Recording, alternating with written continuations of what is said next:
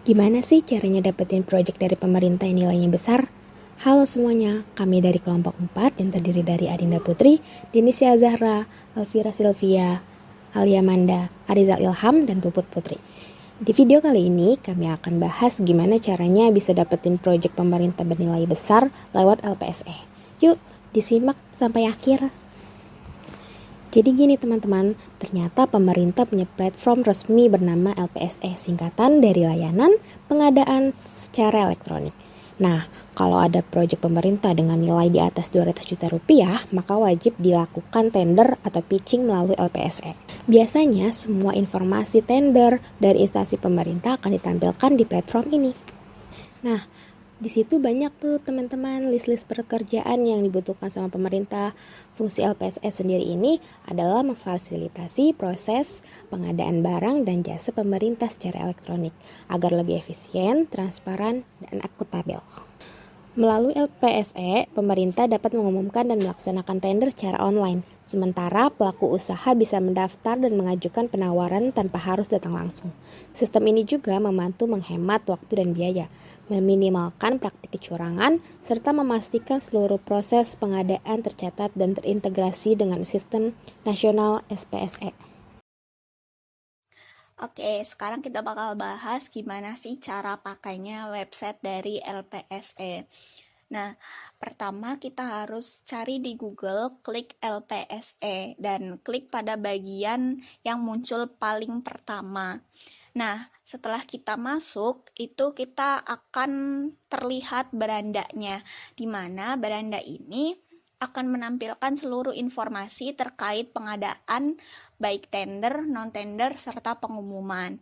Nah, di fitur kedua yaitu ada pencarian paket. Cari paket ini tujuannya untuk mencari paket tender yang sedang berlangsung. Di sub pencarian paket ini yang pertama adalah tender. Jadi tender itu adalah pemilihan barang atau jasa secara kompetitif dan terbuka dengan tujuannya agar lebih transparan. Nah, tender ini biasanya lebih kompetitif karena estimasi harga suatu pekerjaan yang dijanjikan sangat fantastis. Berbeda dengan non-tender yang estimasi harganya tidak sefantastis tender, non-tender juga ini lebih sifatnya fleksibel dan pengadaannya juga rutin sehingga tidak perlu kompetisi yang panjang. Terus yang kedua ada subfitur pencatatan paket terkait pencatatan tender. Jadi pencatatan tender ini tujuannya untuk mendokumentasikan semua bentuk pengadaan barang dan jasa yang telah dilakukan tanpa proses lelang atau tender terbuka. Tapi harus tetap dilaporkan secara resmi. Tujuannya agar dapat rekam jejak digital serta lebih transparan dan sebagai dasar audit. Kemudian ada pencatatan swakelola, di mana pencatatan swakelola ini instansi pemerintah mengerjakan sendiri atau sebagian bahkan seluruh proses pengadaan, baik itu dilakukan seluruh instansi sendiri, kerjasama atau dengan melibatkan kelompok masyarakat. Kemudian ada pencatatan pengadaan darurat, di mana tujuannya untuk mendokumentasikan kegiatan pengadaan yang dilakukan dalam kondisi darurat seperti bencana alam. Kemudian ada fitur ketiga dari website LPSE ini, ada konten khusus, di mana konten khusus ini untuk menampilkan seluruh pengadaan yaitu ruang informasi tambahan. Yang keempat itu ada daftar hitam. Nah, di daftar hitam ini isinya penyedia barang dan jasa yang telah dikenakan sanksi, sehingga nantinya beberapa orang yang termasuk daftar hitam ini tidak bisa mengikuti tender. Kemudian yang kelima ini ada AMEL, yaitu aplikasi monitoring evaluasi LKPP yang tujuannya mengevaluasi kinerja pengadaan barang jasa seluruh instansi pemerintah. Yang terakhir ada kontak kami, berisi informasi kontak resmi LPSE termasuk email, nomor telepon, dan alamat kantor. Nah, kalau misalnya kamu mau tahu detail tendernya, cukup klik judul proyeknya. Di situ terdapat informasi tender seperti uraian singkat pekerjaan, instansi yang mengadakan, tanggal pembuatan, nilai pagu paket, persyaratan dan jumlah peserta tender, dan ada juga bagian peserta tender yang menampilkan semua pihak yang ikut mendaftar. Serta terdapat hasil evaluasi keseluruhan peserta yang daftar dengan tujuan pembuktian objektivitas dan akuntabilitas proses pengadaan. Nah, yang terakhir, kamu juga bisa lihat siapa pemenang tendernya.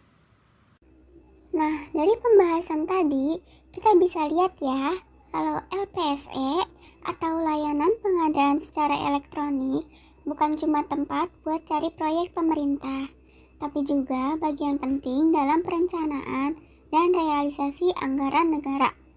Dalam teori anggaran, setiap kegiatan harus direncanakan dengan matang dan direalisasikan secara transparan. Nah, disinilah LPSE berperan memastikan supaya proses pengadaan bisa berjalan efisien, terbuka, dan akuntabel. Bayangin aja, sekarang semua data pengadaan bisa diakses secara online, mulai dari pengumuman tender, peserta, sampai pemenangnya. Artinya, anggaran yang sudah direncanakan benar-benar diwujudkan lewat kegiatan nyata, dan semuanya tercatat secara digital. Transparansi kayak gini penting banget loh, karena masyarakat juga bisa ikut mantau dan tahu kemana dana publik digunakan. Dengan adanya sistem SPSE atau sistem pengadaan secara elektronik, peluang kecurangan bisa dikurangi dan kepercayaan publik terhadap pemerintah bisa semakin kuat. Jadi, SPSE bukan cuma soal teknologi, tapi tentang pembangunan pemerintah yang terbuka, jujur, dan bisa dipercaya. Dari sini, kita bisa belajar bahwa pengelolaan anggaran bukan sekedar urusan angka, tapi juga tanggung jawab moral untuk menjaga kepercayaan masyarakat. Semoga video ini bisa bikin kita semua lebih paham pentingnya transparansi dalam keuangan negara. Terima kasih ya sudah menonton sampai akhir. Tetap semangat belajar dan sampai jumpa lagi.